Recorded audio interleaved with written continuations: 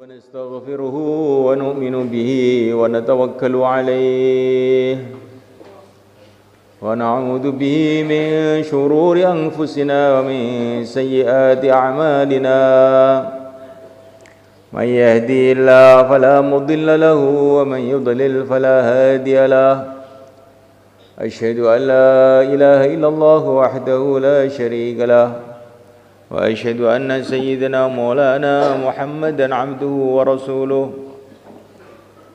اللهم صل وسلم وبارك عليه وعلى آله وأصحابه والتابعين لهم إلى يوم القيامة أما بعد. Hadirin, apa yang kita usahakan sekarang?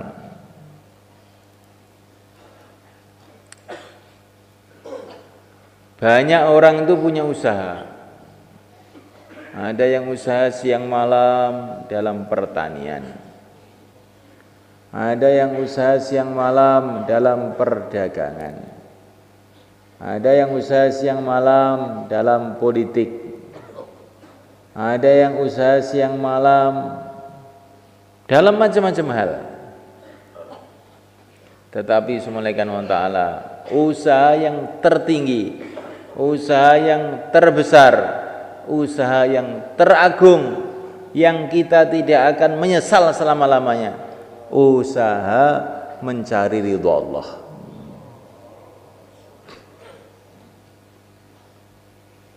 Kalau Allah sudah ridha kepada kita, sedangkan Allah itu penguasa dunia, penguasa akhirat, penentu dunia, penentu akhirat, pasti kita akan beruntung di dunia dan akhirat.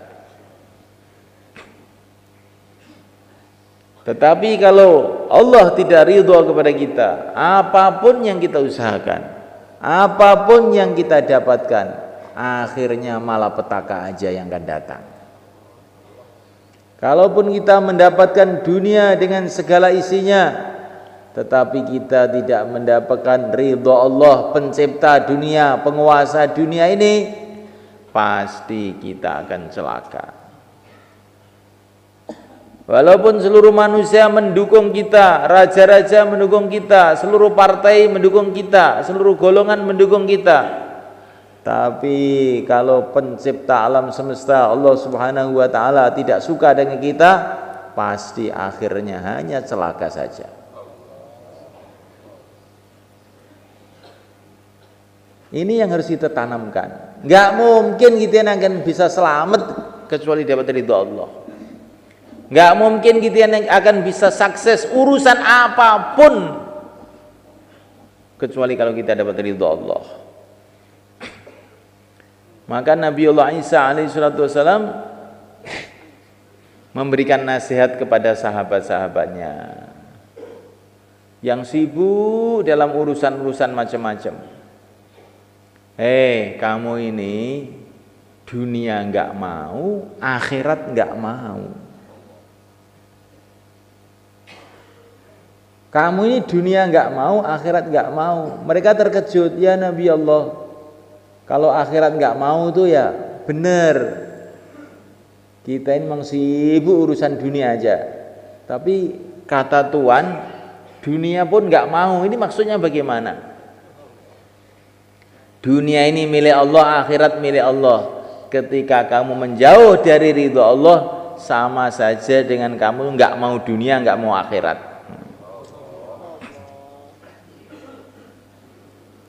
Ya, orang itu kalau menjauh dari Allah, walaupun dia itu kerja dunia habis-habisan, sebetulnya dia ini enggak mau dunia sebetulnya itu.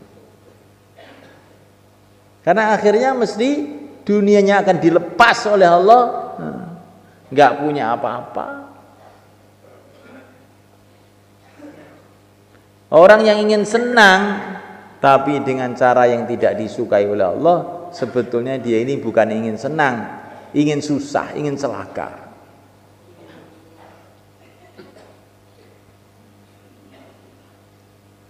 Ya, oleh karena Allah Ta'ala, ini harus kita pahami betul-betul. Saya itu ingin senang, nggak mau susah-susah amal agama. Keliru kamu. Agama ini justru supaya kamu senang. Kamu dapat ridho Allah, Allah penguasa dunia, kamu senang di dunia. Allah yang punya surga, kamu senang di akhirat. Ma anzalna 'alaikal Qur'ana litashqa. Hai Muhammad, aku turunkan Al-Qur'an kepada engkau ini bukan supaya kamu susah, bukan. Agama ini diturunkan oleh Allah kepada kita bukan supaya kita susah, justru supaya kita ini mudah. Tanpa agama susah. Kalaupun orang merasa mudah tanpa agama, itu saking bodohnya saja.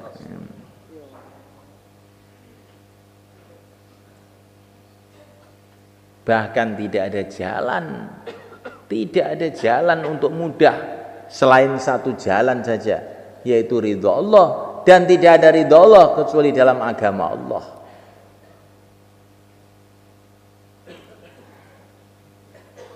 Sudah, ini umpama Allah itu memudahkan kita di dunia ini. Cari duit mudah, cari harta mudah, sampai seluruh dunia milik kamu semua, gratis umpamanya. Enak nggak kira-kira?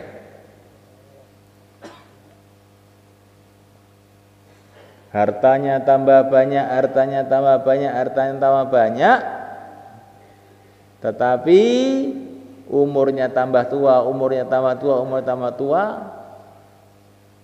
mati habis. Betul nggak malaikat? Waktu kamu masih ganteng, mobil kamu jelek, masih sehat, mobilnya nggak sehat, mogokan. Setelah mobil kamu bagus, ganti kamu yang mogokan. Dengkulnya mogok, asam urat, jantungnya mulai agak mogok-mogok sedikit, penyumbatan, jalannya mulai miring-miring, mobilnya lurus, kamu yang miring sekarang. Rumah kamu sekarang bagus, tetapi kamu sendiri sekarang jelek. Dulu kamu ganteng, sekarang jelek kamu. Dulu kulit kamu kelihatan putih, sekarang menghitam. Karena apa? Karena diabetes, kulitnya menghitam.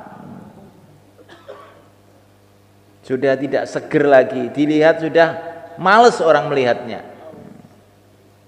Memang rumah kamu tambah baik, tapi kamu mah jelek. Inilah hasilnya orang dunia. Kemarin itu saya dikasih tahu ada seorang pengusaha besar di Jakarta. Wow, perusahaannya di mana ada, di mana-mana ada itu. Orang kaya betul. Dia mengatakan waktu saya muda mau makan nggak ada yang dimakan. Sekarang makanan banyak, tapi makan nggak bisa juga, karena oleh Pak Dokter nggak boleh. Hanya minum air putih saja sekarang saya. Dan makanan pun, makanan yang enak-enak nggak boleh, hanya makanan cair saja, bubur. Itu sapinya beribu-ribu sapi. Ini makan daging sapi nggak boleh. Coca-Colanya itu trontonan, nggak boleh minum. Kalau mau bikin sambal 1 kuintal pun bisa, tapi perutnya nggak kuat. Kena sambal dikit langsung mual. Maka saya bilang itu belum, sebentar lagi ke neraka itu. Karena orang kafir ini yang bilang itu. Ini belum ini. Ya. Sudah waktu muda kamu bersusah payah kerja, tua bersusah payah sakit, mati bersusah payah ke neraka. Itulah nasibnya orang yang ingin mencari kebahagiaan bukan dengan agama Allah. Kalau orang mencari kebahagiaan dengan agama Allah, muda, ngapalkan Quran, wirid, i'tikaf, keluar 4 bulan. Oh, kamu masih muda di masjid saja. Nikmat Pak di masjid. Menghadap kepada Allah, bagaimana tidak nikmat? Malam-malam orang pada tidur, dia zikir, subhanallah, subhanallah. Kamu kok sergap sekali? Bukan sergap Pak, ini nikmat ini. Masya Allah. Tambah tua tambah gembira, karena dia tahu tambah tua tambah dekat dengan kuburnya, maknanya tambah dekat dengan surga. Tambah tua wajahnya tambah cerah, gembira, tersenyum aja. Kamu kok tersenyum aja, ada apa? Sudah tua. Kenapa kalau tua? Kalau sudah tua ini mau berangkat menyusul Rasulullah, bagaimana nggak senyum? Nah, senyum terus tua tuh. Ini kalau orang ahli dunia tua, aduh, udah tua saya. Nah, rambut sudah mulai putih, badan mulai lemah. Akan saya tinggalkan pabrik saya, akan saya tinggalkan negara saya, akan saya tinggalkan istana saya, rumah saya. Orang dunia itu semua kan, kalau sedikit itu betul-betul mereka ini orang yang paling susah sebetulnya. Walaupun itu presiden. Kamu kira orang jadi presiden enak itu? Enggak. Enak itu ketika dia tidak mikir. Kalau dia mikir, waduh sebentar lagi pensiun saya. Maka ada orang bayan kemarin tuh di depan pejabat-pejabat. Para pejabat ketahuilah, katanya bayannya itu. Orang itu kalau jabatannya sudah tinggi, itu tandanya sudah mau mati, katanya. Maka kalau kamu diangkat jabatan lebih tinggi, cepat inna lillahi wa inna ilaihi raji'un. Orang kok pangkatnya jenderal, berarti sudah mau mati. Nggak ada jenderal umur 17 tahun, nggak ada. Jenderal itu mesti sudah tua. 50, 60 itu jenderal. Orang diangkat jadi presiden, sudah dekat kuburan itu. Itu umurnya mesti 50 ke atas itu. 60 ke atas bukan 50. Kalau Pak Lurah itu masih agak panjang itu. Biasanya. Ada juga yang lurah tambah dekat ya. Jadi semulaikan Allah Ta'ala itulah dunia. Maka orang yang membanggakan dunianya hanya satu aja, orang yang bodoh, nggak mikir. Dunia ini bisa dibanggakan untuk siapa? Untuk orang yang nggak mau mikir. Para ulama mengatakan setelah di dunia ini ada makhluk yang namanya kematian, sebetulnya dunia ini sudah tidak ada yang pantas dibanggakan. Mau mati aja loh, yang dibanggakan apa? Dengar ini, setelah di dunia ini Allah ciptakan makhluk yang namanya kematian, maka apapun benda yang ada di dunia ini tidak pantas dibanggakan. Apa yang dibanggakan? Mau mati aja lah. Saya punya duit banyak, mau mati enggak? Ya mau mati, alah biasa. Sama dengan saya. Saya jenderal, mati enggak? Ya mati, alah sama aja. Saya menteri, mati enggak? Mati, podo wae. Saya presiden, pemenang dalam pemilu 2015, mati enggak? Nggih mati, podo wae. Tidak pantas dibanggakan. War mati loh. Saya sehat, alhamdulillah, kuat, seger. Mati enggak? Mati, podo ae. Jadi ketika ada makhluk yang namanya mati itu, apapun tuh jadi jelek. Yang kelihatannya dulunya gagah itu setelah dikasih label akan mati jadi nggak gagah lagi. Yang tadinya kelihatan cantik ketika ditulisi akan mati sudah nggak cantik lagi.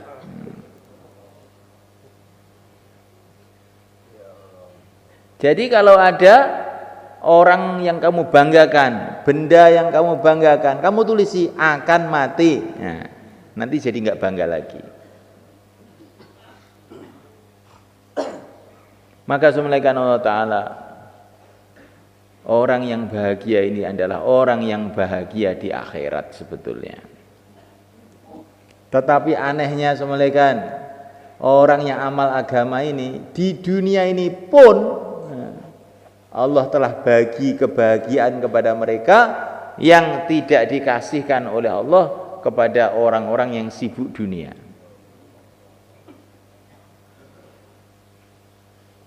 Karena orang beriman ini semua kan, kalau dia kaya ya bahagia, dengan kaya itu dia menginfakkan hartanya, mensedekahkan hartanya, itu ada kenikmatannya semua kan.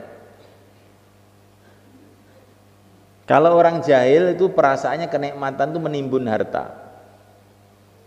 Kalau kamu sudah biasa infak, sedekah. Sedekah itu ada kenikmatan yang tidak bisa didapatkan dengan mengumpulkan harta. Sedekah itu seperti birak tuh sebenarnya kan. Kamu taunya enaknya makan sate gulai. Oh, kalah dengan nikmatnya birak sebetulnya. Ngising, ngerti ngising? Nek wong gak mangan telung dino ngombe tok jek betah, tapi nek gak ngising telung dino, oh nggo rumah sakit.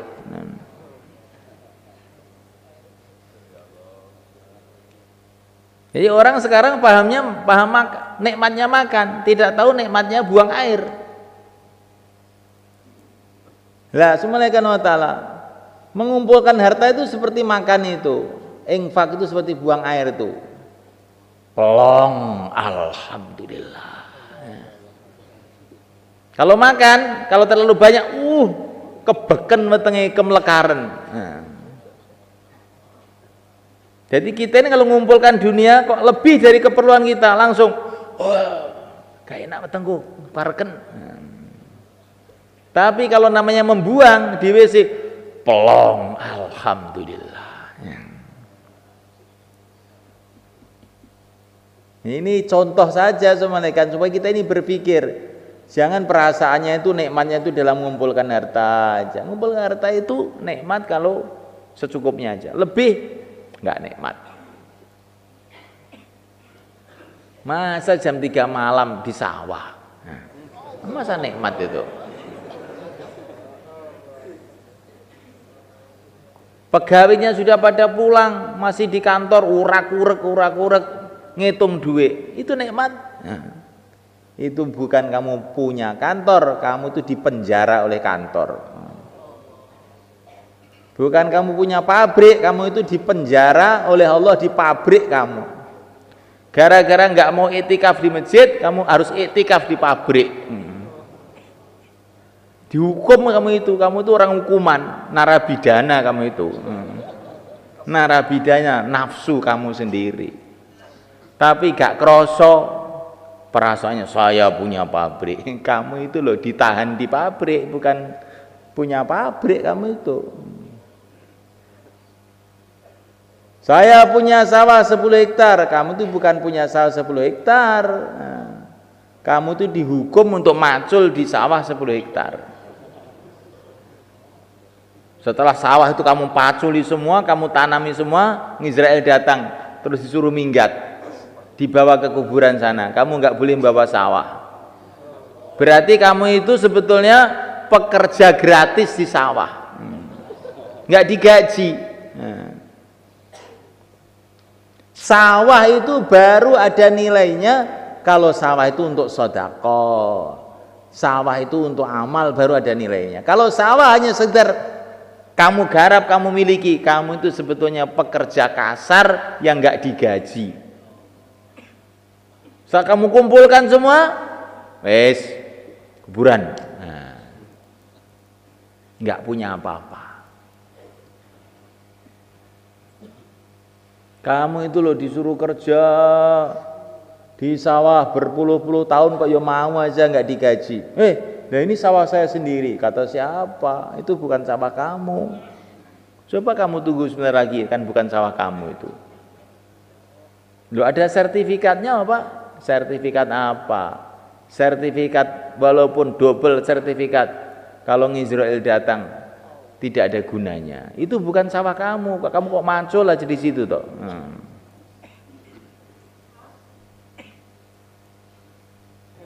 Maka semenaikan Allah Ta'ala, kesuksesan, kebahagiaan sebetulnya itu hanya kalau kita ini berjalan di jalan menuju surga, nggak ada lain. Sehingga kita dapat ridho Allah, hidup kita di dunia penuh dengan barokah. Kalau kaya, sedekah, tenang, plong. Kalau miskin, malah seneng. Orang miskin masuk surga sebelum orang-orang kaya. Kalau sehat senang untuk ibadah, kalau sakit berguguran dosanya, senang juga. Ya orang iman tuh senang dok isinya. Yang menyusahkan untuk orang yang tidak beriman itu bagi orang beriman menyenangkan. Sayyidah Rab'ah Al-Adawiyah radhiyallahu ta'ala berjalan ke sandung batu. Beliau tersenyum. Padahal ini kakinya itu berdarah.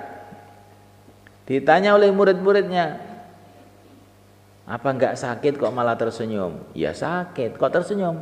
Teringat pahalanya terus tersenyum. Nah, teringat pahalanya tersenyum. Apalagi kalau kesandungnya itu ketika di jalan Allah. Hal anti illa isba'un damiti wa fi sabilillahi malaqiti. Baginda Nabi di jalan Allah kesandung batu, berdarah kakinya. Beliau malah mengucapkan nyanyian. Hal anti illa isba'un damiti wa fi sabilillahi malaqiti. Kamu ini adalah jari berdarah. Tapi berdarah fisabilillah nggak apa-apa, malah nyanyi Rasulullah itu. Jadi kita ini kalau bersusah payah untuk agama itu kita syukuri. Malam Jumat i'tikaf di masjid, kepanasan, kedinginan, gigit nyamuk, alhamdulillah, fisabilillah. Sekarang digigiti nyamuk di masjid, semoga nanti di kubur juga tidak digigit oleh ular-ular kuburan lagi. Nikmat. Digigit nyamuk malah tersenyum. Ini orang iman tuh begitu. Diceritakan bagaimana Sayyidina Ibrahim ibnu Adham. Ibrahim ibnu Adham ini adalah anaknya raja di Persia sana. Tapi ditinggalkan kerajaannya, jalan kaki menuju Mekah. Setiap 1 kilo sholat 1000 rakaat. Setiap 1 kilo itu. Jadi perjalanan dari rumah beliau sampai Mekah itu 16 tahun. Ada orang begitu? Masya Allah. Beliau ini anak raja, nggak mau uang dari kerajaan, nggak mau. Beliau kerjanya ngepyok, kerjanya babat gandum, terus dapat gaji itu untuk makan beliau dengan santri-santrinya. Nah, mulai karena Allah satu hari beliau babat gandum, dapat opah, dititipkan santrinya, kamu bawa ya, kita terus ngadakan perjalanan. Tiba-tiba uangnya hilang. Maka santrinya ini dengan penuh ketakutan datang kepada Sayyidina Ibrahim ibnu Adham.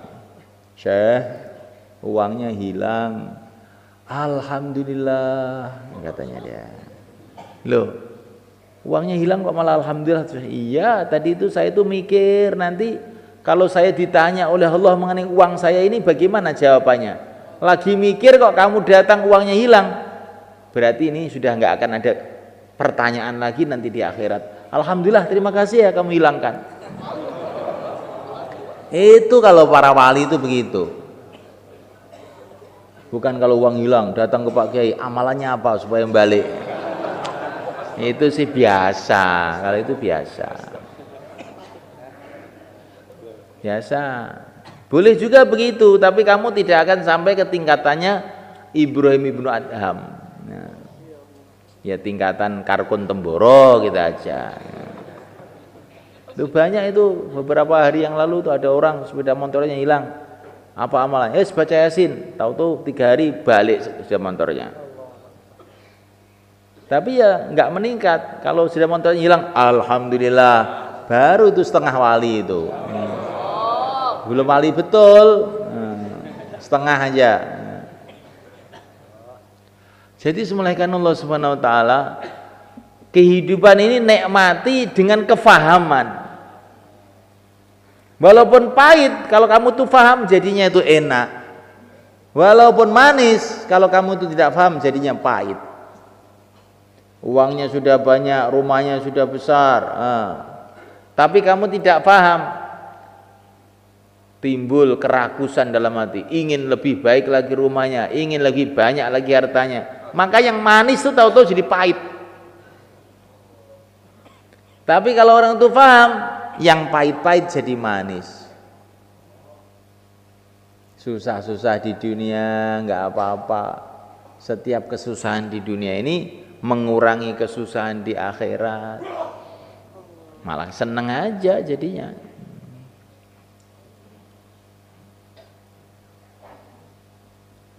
Nah, mulaikan Allah Subhanahu Wa Taala.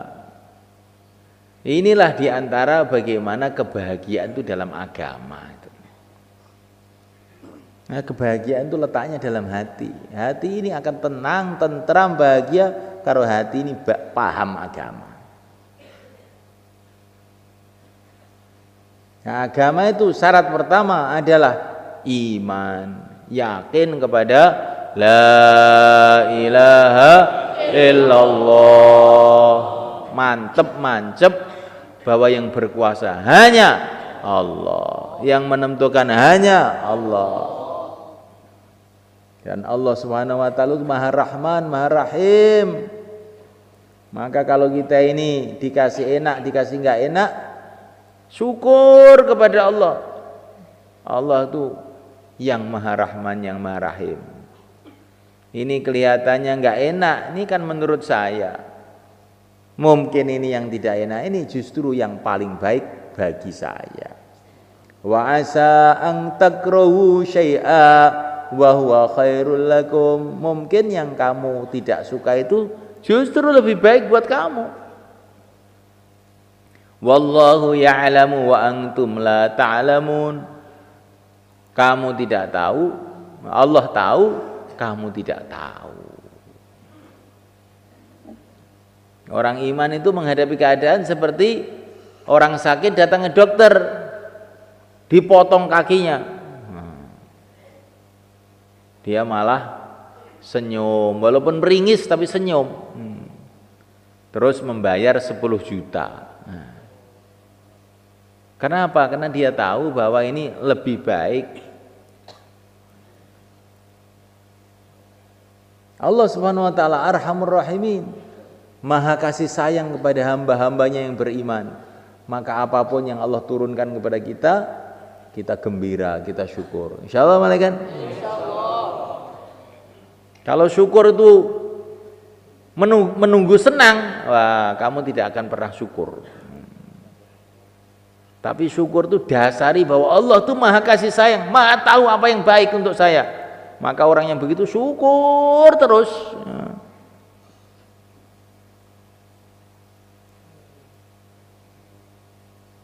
Bahkan itu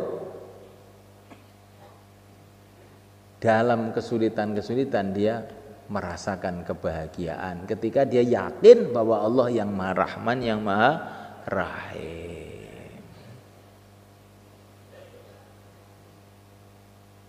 Nah, oleh karena Allah Subhanahu wa taala, orang itu mantep keyakinannya kepada Allah itu ada tandanya. Tandanya apa?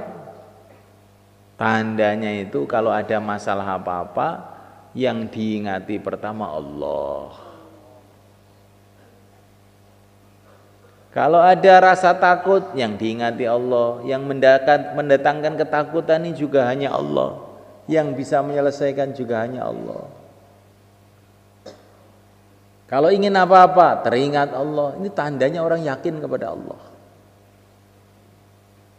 Di masjid hatinya kepada Allah. Saya ini di masjid, kalau enggak Allah kasih hidayah enggak akan paham juga. Di rumah hatinya kepada Allah. Walaupun di rumah, kalau Allah tidak menjadikan rumah ini menguntungkan saya, pasti saya datang ke rumah akan masalah. Istri akan marah, anak akan rewel. Nah, maka ke rumah hatinya kepada Allah. Allahumma inni as'aluka khairal maulid, khairal makhraj. Ya Allah, saya masuk rumah ini jadikan baik, keluar rumah jadikan baik juga. Keladang hatinya kepada Allah. Nah, kalau Allah tidak turunkan pertolongannya kepada saya di ladang ini, saya akan celaka di ladang ini. Dan ladang ini tidak akan mendatangkan manfaat apa-apa kepada saya. Maka keladang hatinya kepada Allah. Di mana saja hatinya kepada Allah, itu tandanya orang itu yakin bahwa yang berkuasa hanya Allah. Tandanya hati itu yakin kepada Allah, timbul rasa cinta kepada Allah. Karena seluruh kebaikan dunia akhirat hanya Allah yang bisa mendatangkan. Bagaimana itu dia tidak cinta kepada Allah? Timbul rasa takut kepada Allah. Semua musibah dunia akhirat yang membuat juga Allah juga. Bagaimana kita tidak takut kepada Allah? Timbul rasa takut, timbul rasa cinta, timbul rasa malu. Allah melihat saya 24 jam. Bagaimana saya tidak malu kepada Allah? Ini tandanya iman itu mancep di dalam hati. Semoga kita begitu malaikat. Tandanya cinta kepada Allah, cinta kepada Rasulullah. Karena Rasulullah itu adalah orang yang paling dicintai oleh Allah. Tandanya cinta kepada Rasulullah, cinta kepada sunnah Nabi, cinta kepada perjuangan Nabi. Orang kok tidak cinta dengan sunnah Nabi, tidak cinta dengan perjuangan Nabi, yaitu berarti cintanya kepada Nabi itu lemah. Sayyidina Umar radhiyallahu ta'ala mengatakan, kalau kamu punya amal seperti gunung-gunung, tetapi kamu tidak punya kecintaan yang sebenarnya kepada Nabi, gak akan ada nilainya di sisi Allah. Cinta kepada Nabi, senantiasa berselawat kepada Nabi, menghidupkan sunnah-sunnah Nabi, meneruskan perjuangan Nabi. Insyaallah malaikat. Insyaallah. Menyayangi umat Nabi. Nah, menyayangi umat Nabi itu bagian dari cinta pada Nabi. Seluruh umat Islam ini adalah keluarganya Rasulullah SAW. Wa azwaju ummahatuhum, dalam Quran istri-istri Nabi adalah ibu orang-orang yang beriman. Berarti semua umat Islam ini keluarga Nabi semua. Kalau orang itu cinta pada Nabi, mesti sayang pada umat. Kalau sayang kepada umat, pasti mau mengajak mereka menuju keselamatan, menuju ridho Allah, menuju surga. Kalau orang membiarkan umat berbondong-bondong menuju neraka, itu berarti tidak sayang kepada umat. Orang yang tidak sayang kepada umat tidak disayangi oleh Allah. Allah nggak suka. Orang duduk nonton televisi, melihat kemaksiatan, malah tersenyum-senyum, itu orang kejam. Itulah orang kejam. Melihat orang mau ditarik ke neraka oleh setan, dia malah tersenyum. Mestinya kita harus nangis, kok malah tersenyum.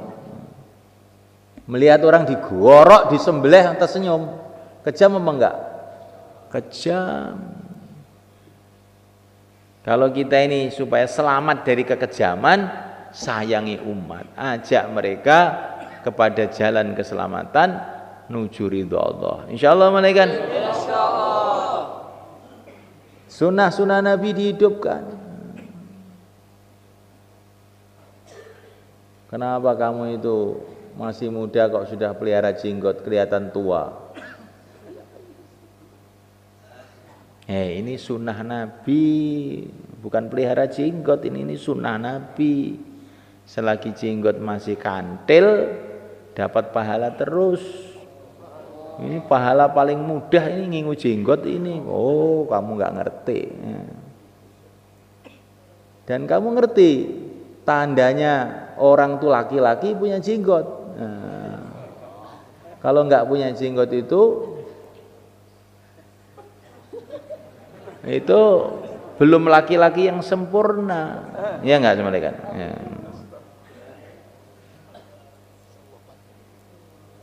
Saya tidak bicara halal haramnya jenggot, loh, tidak. Itu nanti kamu ngaji di pondok dalam kitab Fathul Mu'in itu sudah dijelaskan bagaimana hukumnya jenggot. Cuman pantesnya laki-laki itu pakai jenggot. Nah, katanya para ulama, barokahnya jenggot itu istri kita itu jadi tunduk sama kita. Karena dia paham kalau kaki kita ini laki-laki, jadi akhirnya nurut. Nah, kalau nggak punya jenggot, itu istri kita ini menganggap kita ini perempuan, sama-sama perempuan, akhirnya cakar-cakaran. Nah, katanya begitu. Saya juga belum nyoba itu. Nah, katanya aja loh malaikatnya.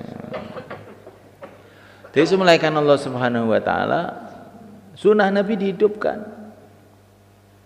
Pakaian sunnah, makan cara sunnah, minum cara sunnah. Kalau kita ini meninggalkan sunnah-sunnah Nabi dalam kehidupan, walaupun kita ini orang hafid Quran, walaupun kita ini orang belajar agama banyak, tapi kehidupan kita ini jadi kehidupan lalai, kehidupan ghaflah. Tapi kalau makan cara sunnah ada doanya, minum cara sunnah ada doanya, tidur pakai tertib sunnah, akhirnya hidup kita ini hidup yang senantiasa ingat kepada Allah, hidup senantiasa dalam suasana agama. Maka penting subhanahu wa ta'ala menghidupkan sunnah itu. Menghidupkan sunnah berarti mencintai Nabi, mencintai Nabi akan ke surga bersama Nabi. Sudah, itu aja. Itu yang diingat-ingat. Sunnah itu penting. Insyaallah malaikat. Insyaallah. Supaya ini semua mantep dalam hati. Masya Allah, ini kesempatan Sya'ban malaikat. Sebentar lagi Ramadan. Maka kalau kita ini keluar sekarang, terus nanti Ramadan juga masih di jalan Allah, Ramadan kita pahalanya berlipat ganda, barokahnya berlipat ganda. Bagaimana malaikat? Insyaallah.